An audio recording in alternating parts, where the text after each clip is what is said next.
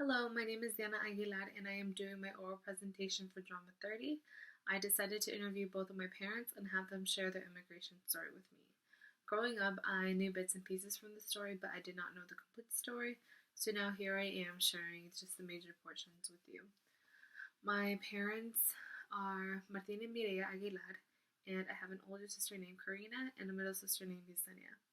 Karina and my parents are residences, and me and Yesenia are U.S. citizens. Growing up, I had the opportunity to visit Mexico whenever I wanted, as long as I had my passport, and my parents just didn't have that luxury all the time while they were living in the U.S. My parents are from Zacapu, Michoacan, and that is where they grew up. My mother lived in the Centro, which is just like the downtown area where everything goes on. She had a big home and lots of siblings with running water and electricity.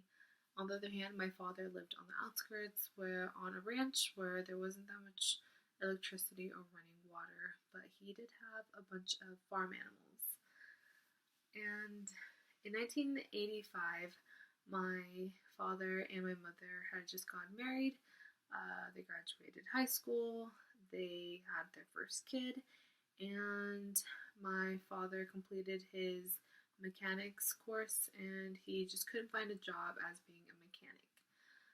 He was working as a taxi driver and he got a phone call from one of our relatives saying that there is job opportunities for him here in the US. He will be working in the fields and in the packing sheds, and if he wanted to come on, he was more than willing to. So he gathered my mother, my sister of 8 months at the time, and two other friends, and they headed for Tijuana.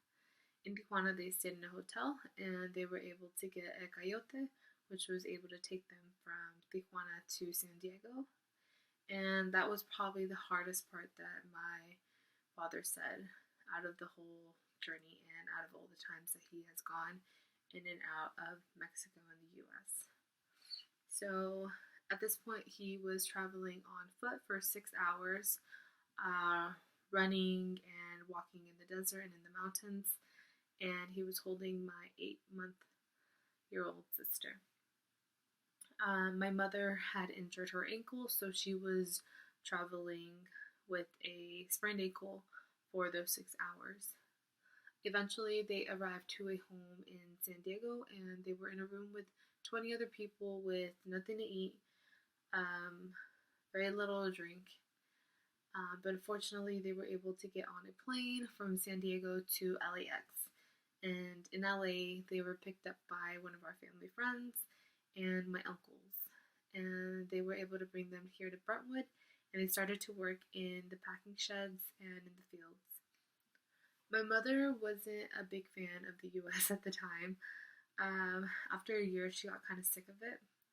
And when they got deported, she just decided to stay there back in Mexico for a year. She said that it was a lot of work, it was constant work, it was hard labor, there were long hours, and she just wanted to be home with her family. And that was the only time my parents traveled from Mexico to the US illegally. After that, my father was able to get my mother and him a work permit, and they were able to go from Mexico to the US and work back in the fields and the packing sheds. My sister did not have one, however. They were really just, I guess, nice about letting her cross over the border. My father said that they only got held back in immigration once just because my sister got scared of the dogs. But other than that, she would just sit in the back seat, they'd show them the paperwork, and they'd let my sister and my parents go into the US. So my father said it was really easy as long as they had their work permits. But they kept coming and they kept working in the packing sheds and in the fields. And after a third time, they ended up staying here, and my mom got pregnant with my middle sister, Yesenia, and they did not return to Mexico until 1994.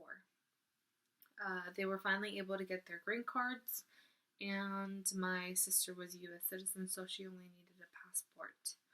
I would travel from Burma to Mexico every single year. It was a family vacation that we would take every year, and it took 2 days and no, 3 days and 2 nights. And within those days, I would see it all. I would see the poverty, the economic state.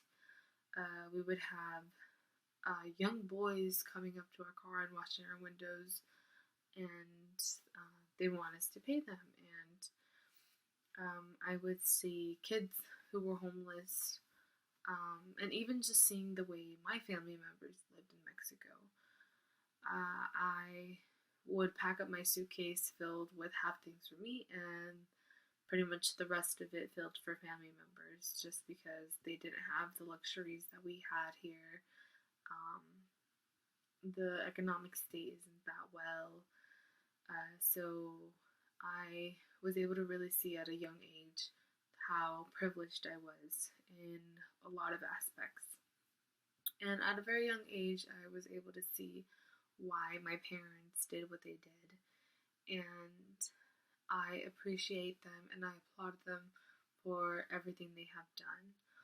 Although we are just a middle class family, I am so grateful for what they've done and the work that they've gone through. My mother worked in the packing and in the fields for over 20 years, and I am seeing her suffer to this day from the hard labor of that work. And my father works in a factory type of thing, and I can see what he is suffering from those 20 plus years of working in there too. And I just applaud them for everything they do, and I appreciate everything they have done to make my life better.